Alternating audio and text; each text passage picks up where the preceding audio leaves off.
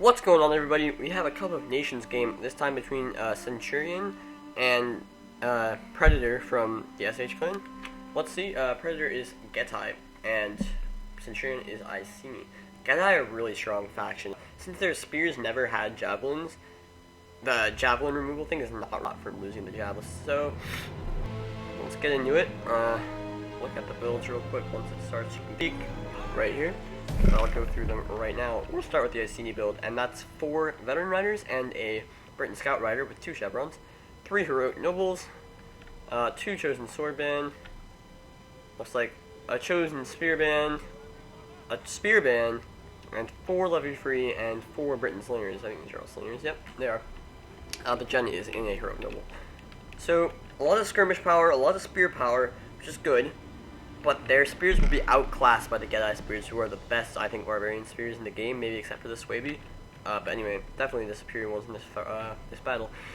We've got 2 bow horsemen in this one, 40 damage horse archers, really good. Getae unit there, so 2 of them. We'll wait a second so we can see the entire Getae force, because they are hidden right now. Because Nemnosen is apparently not a flat map. So, we've been wrong the whole time about that, I guess. Let's see. So yeah, pretty balanced build. 4 slingers is pretty powerful. They'll be able to get a lot of work done, hopefully. Getae's skirmishers are their weak points, but we can see one of my favorite units in the game have been brought, the Mercenary Thracian Peltists. These guys are absolutely beasts. 41 missile damage javelins, and crucially, they're insanely good in melee.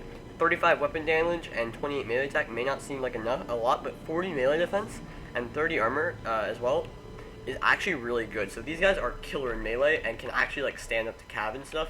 So they're really helpful to bring on the flank. And those 41 missile damage javelins, really good. So 2 of them. Looks like we have on each flank an armored spear, a spear horseman, and a falxman. Armored spear, or a heavy spear on this flank. So armored spear here and a heavy spear here, with a spear horseman, a really bad cavalry unit. I'm not sure if they're better than the veteran riders, to be honest. I think they're actually probably not. They don't have frenzy charge. We can't really see if there's a falx. Maybe there's not.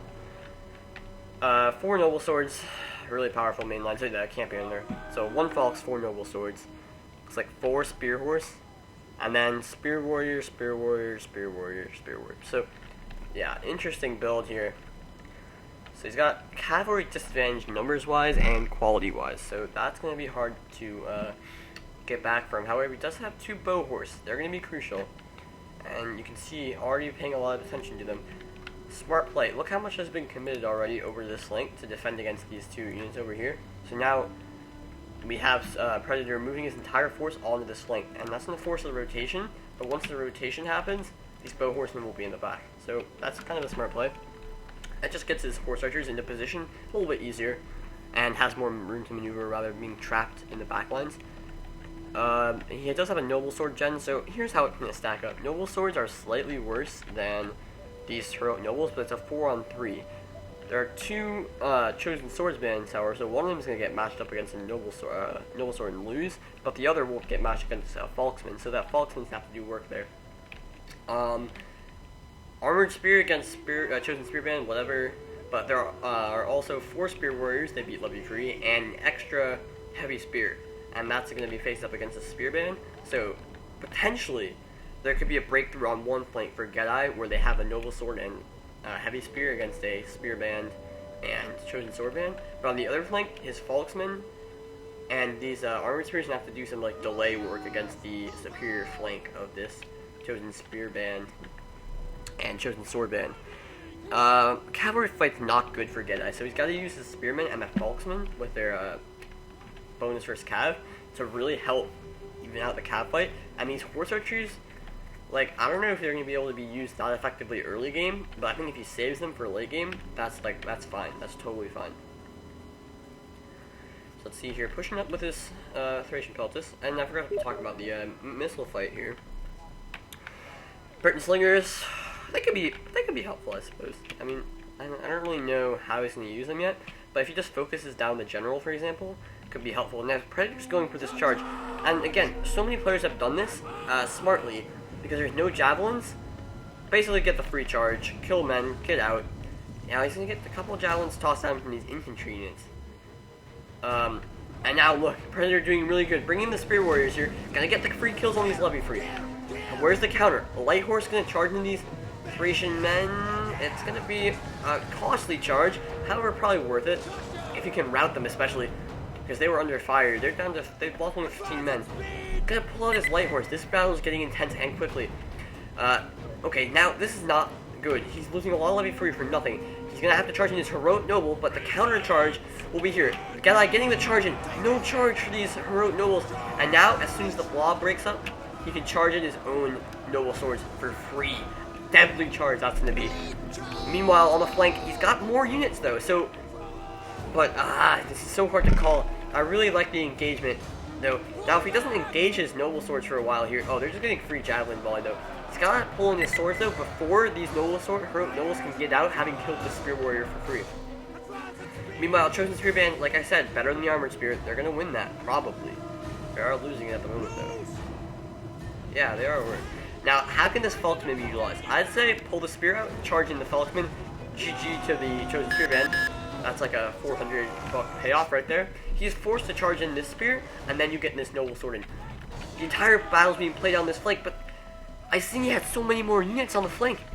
Like, Predator played this so well. I really think so. And now these Falksmen getting in 20 kills off the charge, but the cavalry counter charge in here. The problem here is, like, he's pulled so many units, the Iceni units, on this flank, but he hasn't done anything on the other flank. And look, like, these units are not even staring at anything right now. So, however, now he gets in his Noble Sword, so he did get them in fast enough. However, he should use Second Wind here for General dies of tiredness. Now, okay, so the battle will turn in his favor here. But okay, this is why. Another Noble Sword coming in. Centurion needs to pull out this cav, because they're really not doing anything. Falksman did so much damage, like, honestly, 50 kills, turned the fight heavily in these Armored Spear's favor, who are doing well anyway. Another Noble Sword's coming in here, but now, here's the problem. This flank is so weak for Iceni. Predator has to push through here. He could win the battle by himself. These Thracian Peltas survive pretty nicely. I'm gonna charge in here with Peltas' help, should be able to win that. Smart play. The problem is here is, okay, here's what really happened that was so deadly. And, okay, blobbing up, Falkman, more kills for them. But what really happened was, Iceni was forced to get the second charge, or the first charge, my bad, into every single one of these fights. And in Barbarian versus Barbarian fights, you never want to get the first charge, because then the enemy Noble Swords get the second charge, and get the charge on your men, and that's a super deadly challenge for you to deal with. Especially when those guys charging it are Falksmen. Yeah, up to 51 kills here. General is in a bit of a predicament, but these Noble Swords will come help. Like I said, oh, well, I'm gonna bait this Frenzied Charge in here. I guess he's committed himself a lot of men. This battle's up in the air. If these Slingers are alive in the late game, good focus fire here. Needs to be focusing Noble Swords, though. General, let's see here. Using Shield Wall. Noble Swords down to 90. Rope Nobles, 98, 48. They're going to lose this battle eventually, the Getae forces. But the problem is he has no units here. Why is this Gen back all the way here not doing anything? And this Veteran Rider. The Slingers are okay. The Spearband should be pushed up to here to defend against that flank. But these melee units need to be in the fight. Because theoretically, if he charges his cavalry in here, blobs them down, and his general was closer, his general was right here, you get the second charge on these Noble Swords, and you've killed this Noble Sword for free. You literally will take no casualties doing this. However, he's not close enough with his general to counteract this, and so now it's like a timing. Can you hold this Noble Sword away long enough to get your men winning this fight before the Noble Sword does that charge? And you can see they're going for it now. That's going to be a deadly charge. You can see this Noble Sword stabilized, or Heroic Noble, my bad, and this Noble Sword Gen is going to lose this fight. Falkman getting so many kills, though. You can see they've been deadly. Horse Archers firing in. I don't know why they're not coming like through here. I guess the Iceni has done a good job of playing against that. Flank coming in here, though.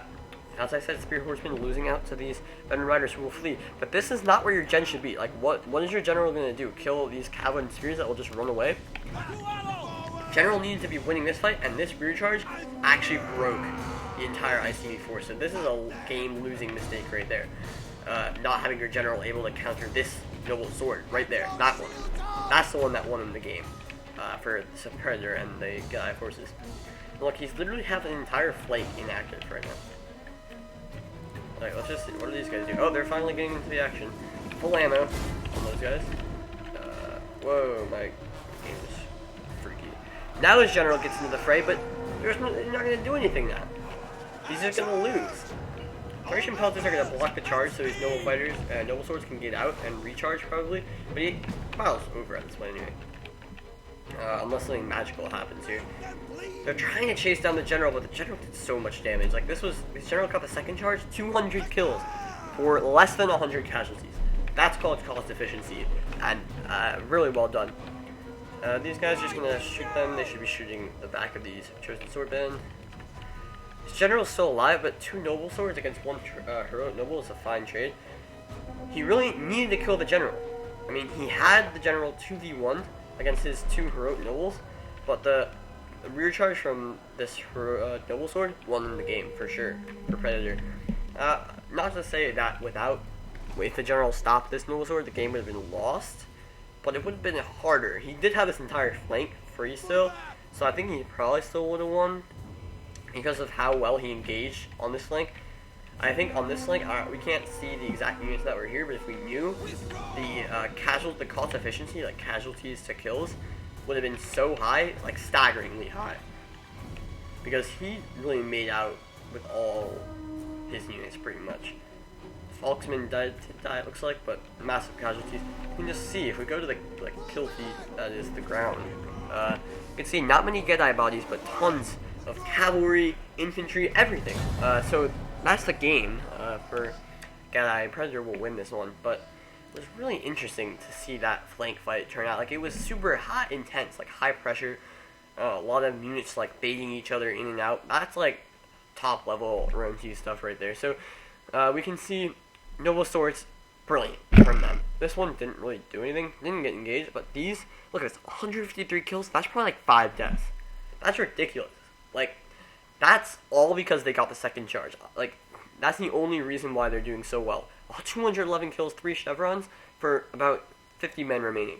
Brilliant from them. Falksman, 115 kills, 2 chevrons, also brilliant. Spears were just like meat shields. They really didn't do that much. Cav kind of lost the fight. Some mercenary Thracian pelters could have been used better, but in the end it really wasn't effective. You can see the cavalry from both sides. The reason why neither cav did well is because they both got entangled with infantry too much and ended up losing to that. He had these slingers who did quite well, but you can see the meat shields of Getae are superior to Levy Freeman, and that's the key to winning those second charge versus first charge engagements. So yeah, really interesting. You can see he had a lot of bow horsemen left and everything, whereas just completely slaughtered. His general didn't do anything, and that's the key. But it really wouldn't have mattered because so many noble swords left.